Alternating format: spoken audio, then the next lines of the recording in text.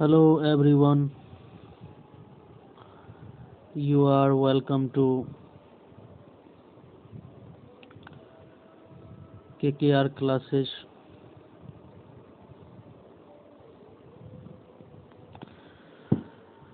आज इस वीडियो में हम लोग सीखेंगे हाउ टू रीड, पढ़ा कैसे जाए। किसी भी कॉम्पिटिटिव एग्जाम को पास करने के लिए, एकेडमिक्स में अच्छा करने के लिए इम्पोर्टेंट है कि हमें पढ़ने आना चाहिए। किस ढंग से हम रीड करें ताकि हम ज़्यादा से ज़्यादा कम समय में पढ़ के अंडरस्टैंड कर सके।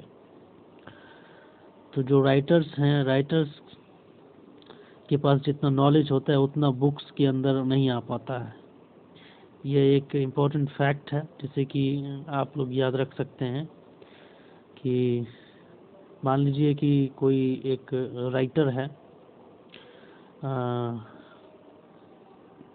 मान लीजिए कि कालिदास एक राइटर है और उसने एक बुक लिखा, कुमार संभवम या मेघदूतम। अब इस पुस्तक को उसने लिखा, जितना नॉलेज कालिदास के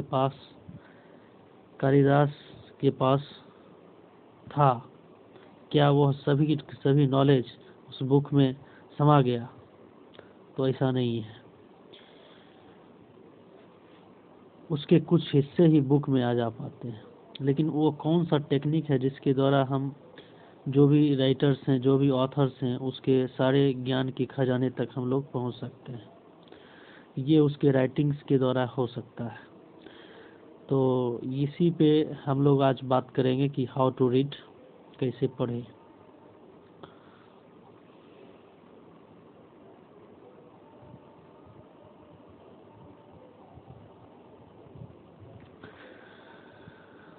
सो हाउ टू रीड।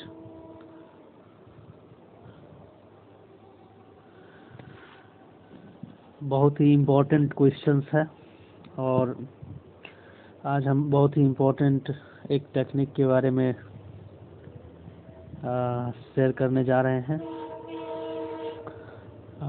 इस टेक्निक का नाम है रीडिंग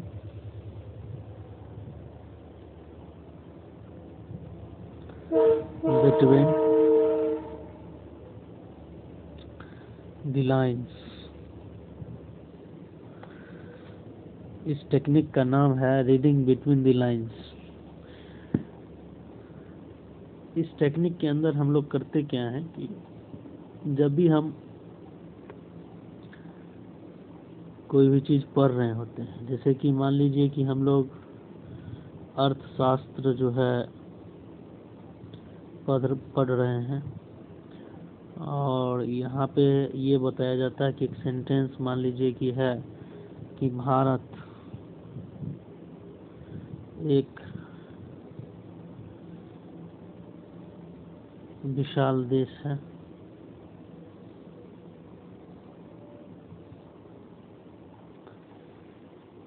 मान लीजिए कि यह एक सेंटेंस जो है हम लोग स्टडी करते हैं, भारत एक विशाल देश है। अब इससे हमें क्या पता चलता है? इस सेंटेंस पढ़ने के बाद हमारा जो है अंडरस्टैंडिंग क्या होता है, ये एक इम्पोर्टेंट बात है।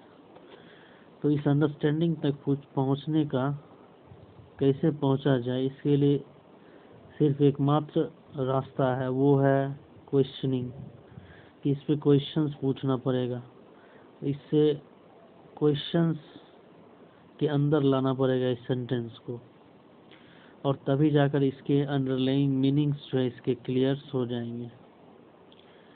जैसे कि हम क्वेश्चंस रेज करते हैं कि भारत एक विशाल देश है, तो क्या कुछ ऐसे भी देश हैं जो सबसे छोटे हैं? अगर छोटे हैं तो वह कौन से देश हैं? तो एक एस्पेक्ट ये नॉलेज आ गया हमारा। दूसरा चीज़ ये हो गया कि भारत एक विशाल देश है, तो भारत का जो है किस पॉइंट ऑफ व्यू से विशाल देश है? क्षेत्रफल के हिसाब से, या उसका जो पॉपुलेशंस है उसके हिसाब से, या यहाँ लिटरेसी रेट ज़्यादा है, या यहाँ पे टेक्नोलॉजिकल एडवांसमेंट ज़्यादा है, या यहाँ से ज़्यादा साइंटिस्ट निकल के आ रहे हैं, बहुत ज़्यादा जो है यहाँ पे बहुत सारा लेबर फोर्स यहाँ पे बहुत ज़्यादा मौजूद हैं। तो किस वजह से भारत एक विशाल देश है, किस पॉइंट ऑफ व्यू से? तो सबसे ज़्यादा विशाल देश कौन है? तो भारत में फिर जो है कौन कौन से स्टेट आ जाते हैं, भारत का कैपिटल कौन है, भारत के ऊपर अभी जो है कौन सा जो है गवर्नमेंट जो है रूल कर रहा है, किस फॉर्म ऑफ रूल करने का कौन सा फॉर्म है, यहाँ पे डेमोक्रेसी है या थियोक्रेसी है, या किस प्रकार से सिस्टम्स चल रहा है। तो इस प्रकार से या भारत के आसपास पड़ोसी देश जो हैं उसको किसका क्या स्थिति है, सब छोटे देश हैं कि कुछ बड़े देश हैं, तो वो क्षेत्रफल के हिसाब से किस प्रकार से हैं, उसका क्या वहाँ का जो है आधारभूत संरचना की क्या स्थिति है, ये सारा चीज़ जो है सिर्फ हम एक पर्टिकुलर सेंटेंस भारत एक विशाल देश है इससे हम लोग जो है वहाँ तक पहुँच सकते हैं। सो टेक्निक जो है ये है कि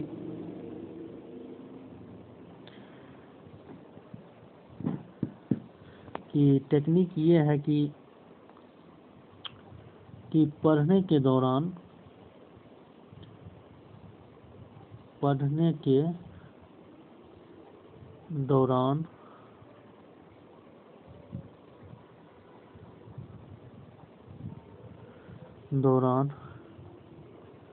प्रश्न करना है।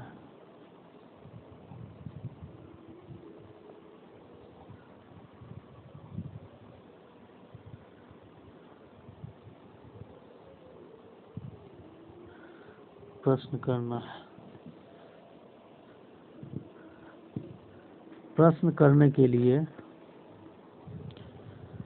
WH वर्ड को ध्यान में रखा जा सकता है।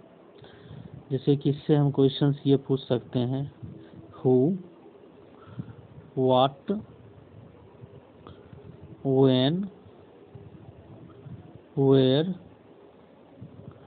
व्हाई, उसके बाद इससे हाउ। तो ये सारा क्वेश्चंस जो है पूछे जा सकते हैं पढ़ने के दौरान। तो जब भी किसी सेंटेंस को हम लोग पढ़ते हैं तो वहाँ पे ये सारा जो है क्वेश्चंस रेज करने की ज़रूरत है, और इसको रेज करने के बाद जो है बहुत सारा जो है अंडरस्टैंडिंग मिलेगा, जो कि एग्ज़ाम के प्रिपरेशन के दौरान जो है बहुत ज़्यादा हेल्पफुल रहेगा, और कम समय में हम ज़्यादा से ज़्यादा जो है चीज़ों को कवर कर पाएंगे, मतलब चीज़ों को पढ़ पाएंगे और अपने दिमाग में भी रख पाएंगे, और एग्ज़ाम में बहुत ही अच्छा प्रिपेयर करके अपना सफलता जो है सुनिश्चित कर पाएंगे। सो इस वीडियो को देखने के लिए बहुत बहुत धन्यवाद। अगले वीडियो में हम लोग फिर मिलते हैं एक नए टॉपिक के साथ, जहाँ हम लोग डिस्कस करेंगे और समझते हुए फिर से हम लोग सफलता की तरफ बढ़ने का प्रयास करेंगे। बहुत बहुत धन्यवाद।